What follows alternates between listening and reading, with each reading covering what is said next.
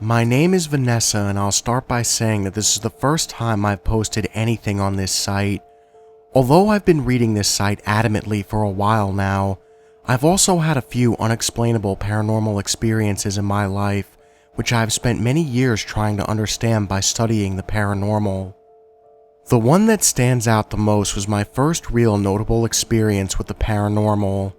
It was when my parents had just moved us into a new house, which was a big deal at the time since we never had much money growing up, since my parents had the three of us young and didn't finish school or anything.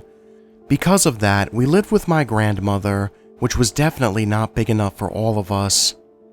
However, when we moved in, our family started changing. We were always a close family, especially since we all practically shared a room at the old house, so it was definitely weird. My dad started drinking a lot, and because of it, my parents fought constantly, and my brother, who was always close to me, started being a jerk and more hostile. He was 5 years older than me. At the time, I was 10 and he was 15, but up until now, it didn't matter, where now anything I said was childish and really just annoyed him. Not long after we moved in, I started having nightmares, extremely vivid and real. It was never exactly the same, but it was always me in the dream, in the same clothes I went to bed in, hiding in my house or running from my new house from some man who looked to be in his late 60s, I would say. He was tallish and really slim. He had a hat on most of the time, like an Abe Lincoln hat, and don't ask why I know he was evil, but he was.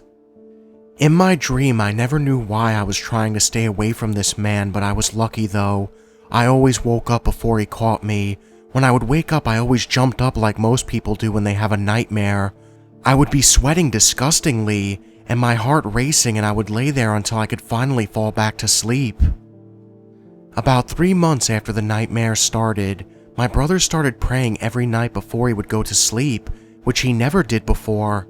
I didn't ask him why though. I didn't want to look stupid. Also, I never told my parents, even though I know they believe in the paranormal, and probably would have believed me, but there was so much tension now.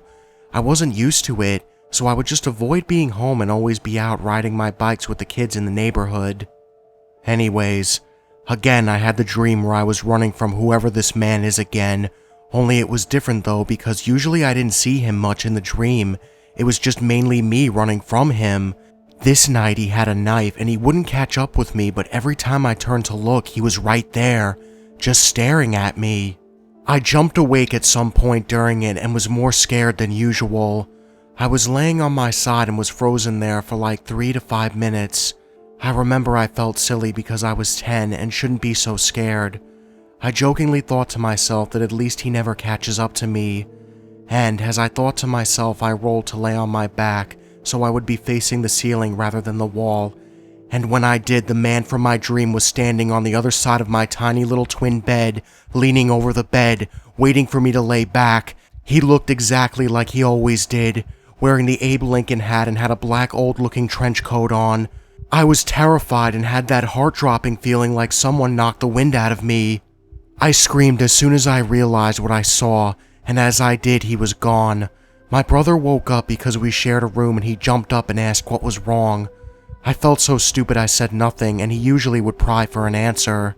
This time he just said, "It's okay, Ness, it was just a dream. Go back to sleep." I know this wasn't a dream though, there's just no way. I also know what sleep paralysis is, and it wasn't that either. What I saw that night was a demon, and judging by my brother's reaction, he had seen him too, or at least he had experienced the same nightmares, because I never said it was a dream.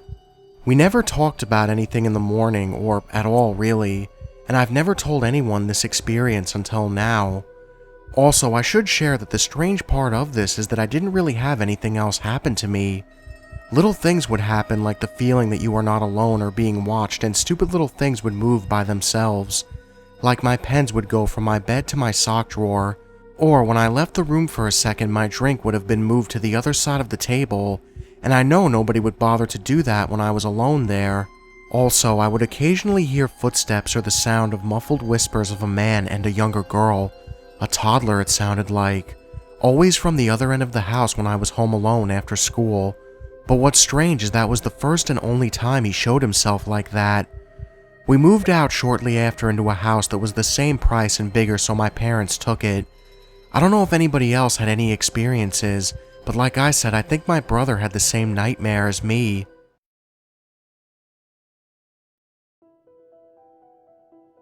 This is my first story here. I have been having an eternal struggle whether or not to post my experience online due to psychological fears. Fear of being ridiculed, fear of people not believing me, and so on. But having been a frequent visitor to this website, I have realized that almost all of the members here are supportive to those who have truly experienced things which cannot be explained away rationally. On to my story. Around 3 years back, my family used to own a new 4-bedroom villa in the suburbs. My dad was working in another country, and so only my mom, my sister, and I used to live in that house. I used to visit only during weekends or holidays since I was doing my master's in a different city. While I was home, we 3 used to sleep in the master bedroom downstairs, mainly because my mom was paranoid about burglars and sought strength in unity. I have had several experiences in that house, but I used to push it off into the recesses of my consciousness and explain it away as my eyes playing tricks on me. The incident I'm going to tell you is very significant to me, since it proved to me beyond doubt that these incidents were not a figment of my imagination. This is one of those first incidents that happened since we moved in. There is this saying in India that you should lie with your head facing east or north, but never towards the south. When I used to come home, my mom used to place another bed alongside the king-sized bed so that we all could sleep parallel to each other. In order for the beds to fit, we had to place the beds in such a way that when we lie down, we used to have our heads to the south. I do not know how much logic and reason is there behind the saying, and all I know is that your body's energy and karmic chakra is affected by the magnetic pole and energy of Earth, while it orbits the sun and the balance of positive and negative energy is affected. Vague, I know. So, back to our story. Whenever I used to come home and retire for the night in this position, I used to have this unexplained fear, true blood-running cold fear, that suddenly takes over my thoughts in the middle of the night. There used to be no particular reason to trigger the fear. Sometimes I will be sleeping peacefully when I wake up, drenched in a cold sweat, heart beating fast and shivering like a cornered animal. I used to get the distinct feeling that someone was watching me from the foot of the bed. I never saw anything then, just felt it.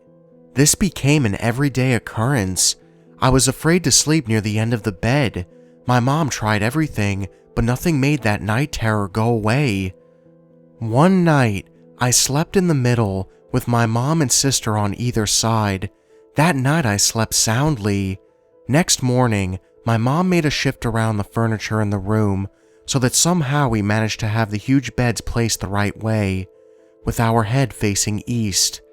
After that, I did not experience anything. To this day, I still do not know whether placing your head in a particular way while you sleep actually affects us in any way or not. The day I was going back to my dorm, my mom revealed something to me about her hasty decision to move the bed's position, which still gives me chills when I think about it. The night before the shift, my mom was sleeping where I generally sleep, and she too woke up in the middle of the night with a strange feeling. She shrugged it off and decided to go to the bathroom, which was attached to the bedroom right across where she was sleeping. About 3 feet away, in fact. There is a cupboard a few inches away from the bathroom door, and this created a slight gap big enough for a child to sit in. The room was flooded with light coming through the window from the street light outside. In this light, my mom saw a dark shadow resembling a person, a man, sitting in that corner between the cupboard and the door. It had its head on its knees. As my mom looked on, it lifted its head and slowly glided up the wall and vanished. My mom was totally shooken up, but she went over and turned on the bathroom lights. She saw nothing in the corner that could explain the sighting. There was no vehicle that passed by on the road either, for its headlights to create shadows on the wall. Now, my mom is a very practical person, and she would never say something like this as a joke unless she truly believes what she saw. This cleared all my suspicions. After this incident, we had a priest come over and do a cleansing ritual in our home, and we didn't have that particular event again for a while. This story is a little hard to talk about because for so long it remained a repressed memory from a bad time in my childhood, but I feel like I should share my paranormal experience. This recount begins when I was 12. I was living in the small rural town of Glen Innes with my mother and my newborn baby sister. We lived in a subdivided old doctor's surgery which they had converted into a duplex apartments. The ceilings were tall and the walls were whitewashed cement with large old blocked-off fireplaces in each of the 3 bedrooms. The bedrooms were cold and the fireplace howled at night when the wind was caught in them. A long, eerie hallway connected each of the rooms. It was a creepy home. My mother had the room closest to the main living areas, whereas my room was further up the long, dark hallway and was much more secluded. I specifically remember the night I stopped sleeping in my bedroom. It was a school night and I had stayed up watching television in the lounge room late, so when I was finally sleepy, I said goodnight to my mom and wandered back to my room. It was cold as usual, and the hallway was dark, so I hurried back to my room. I never had the guts to turn around. Shutting my door with a click, I ran to my bed across the room and jumped under the covers like all kids tend to do when frightened. My bed faced the doorway, so I remember trying to fall asleep with the covers wrapped around my head and my eyes fixed on the door handle. Paranoia was a common feeling in this house. Then, after a long moment of silence and waiting, when I was finally drifting, I heard a set of slow, distinct footsteps on the carpet in the hallway, heavy footfalls. At first I had thought it was my mom moving around in her room, but when I could finally pinpoint the sound to the hallway, I started to see my door slowly creak open.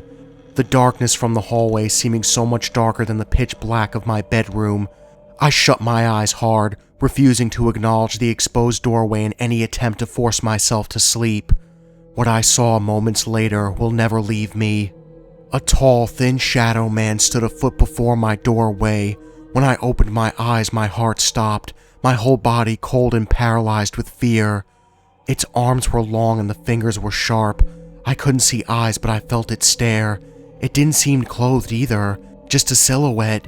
Its feet dragged on the carpet as the body swayed from side to side as it came closer to my bed.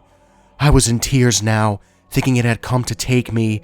It had come to drag me from my bed and into the darkness, and I was never going to see my mom again. I blacked out before it reached my bed, and I don't remember anything else from that night. I woke to the door wide open in the morning, and I ran out of that room and slept on the couch every night since. I didn't tell my mom. I was too nervous to sleep with her because she shared a bed with my baby sister, so I began to develop an anxiety disorder which resulted in me wetting myself in my sleep every night. Whatever it was, it seemed to follow me room to room. I refused to sleep without the TV on during the night, and I would have all the doors closed and fall asleep watching the dark end doorway to the kitchen anxiously. I never trusted the dark. On this night, after lightly drifting to sleep, I woke up to the sound of the TV being switched off. The hair on the back of my neck stood on end, and the air was freezing. I nervously scanned the dark room until I faced the corner closet to me on the right. It was standing in the corner, a tall, dark figure. I didn't know what to do, but I felt like I was in fight or flight mode, and being a timid 12-year-old girl, I don't think I had much fight in me. I was frozen with fear for a long moment, waiting for movement, for it to give some sign of life so I could make a break for it. But it just watched me, and I watched it, hoping it would just dissolve away into the wall, so I could brush it off as my eyes playing tricks in the dark. And then I heard it, a hiss. It leaned forward slightly and stomped its foot hard on the carpet, and began a long, deep hiss, and at that point I jumped back and ran for my mother's bedroom, where I cried loudly and screamed that it was going to get me. I never saw it since, only quick moments out of the corner of my eye. My mother let me sleep with her until we finally moved away from that place a month later. I revisited these memories on my own when I went through old photos of my newborn sister, and it shocked me at how vividly I remembered it all taking place. I spoke to my mother again about what happened, and she told me that she had also experienced strange things in that house. Footsteps, cold spots, being watched, knocking on the doors and walls, and even one case where the corner end of her bed depressed during the night, as though someone were sitting there with her. I will never forget that house, and I still don't know who or what I encountered as a child, but I have not encountered anything similar since. Hey guys, thank you all for watching, and if you enjoyed this video, make sure you hit that subscribe button and join the Nightmare Army. I'm always looking for new soldiers in my Nightmare Nation. So I hope everybody enjoyed the video, and I hope everybody had a great Wednesday as well. The doctor trip was actually surprisingly very short, and I was in and I was out, which was pretty crazy because that never happens to me. Usually you sit there for like hours, but hey, I guess they were pretty good. To give you a brief synopsis of what's been going on with me, I woke up last night with a really bad fever, and I mean like sweat everywhere. It was just disgusting. And I woke up twice like that too. It was really weird. I haven't had a fever in forever. And I went to the doctor, got some antibiotics. I'm actually fine, as you can tell as I'm talking. It's just very weird. Like, I don't know, I've never gotten that before. I got really scared, actually. I was like, last time I had a fever, I had a stomach virus and I threw up, and I don't like throwing up, so... But anyways, guys, I hope you all enjoyed this video again, and once again, thank you all for watching, and just remember, the best ideas always come out of nightmares.